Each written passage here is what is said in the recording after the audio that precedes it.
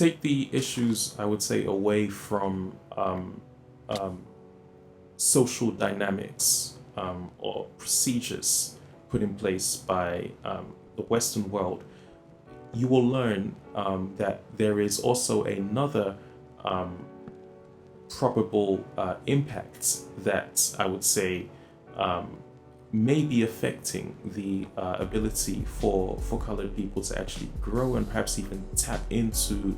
the job markets, because there is never a time to actually grow and to evolve if you do not understand that the world as we speak is in a very interesting stage. The amount of resources, the amount of opportunities, the amount of educational outlooks, or should I say, um, just the library or even the network or the data is vastly growing to the point where it is extremely difficult for colored people to still play the role of victim. It cannot actually go on for as long as there have been, sufficient ways of actually tackling the issues that perhaps have been presented. Personally, I don't see them as issues anymore. At least most of them. You have to understand the difference between someone or a group who have an opinion versus an actual issue. The real issue with colored people is actually colored people, and I'm going to tell you, it's not white people, it's colored people. It's colored people who don't even acknowledge that their own kind, even despite achieving amounts of success, are able to benefit the cause, or even establish that foundation without imposing some sort of resentment for the fact that they could not do what someone else has been doing, despite the levels of doctrine that have been put in place. And you'll find that for as more as the data grows to allow the opportunities to access, I would say, resources, and even to communicate some of these problems, you will still find that despite being proposed the solution, that colored people still remain blaming factors like, oh, the job market, or the system, or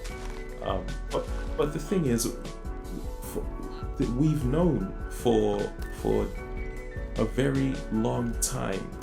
that this is the state that we reside in. I don't think there is anything that's changing that, beyond the fact that there are several opportunities to even group up, to communicate, to establish a way to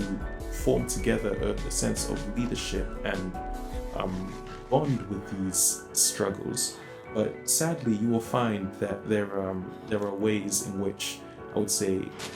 colored people divert from these issues and seek to kind of play the role of victim,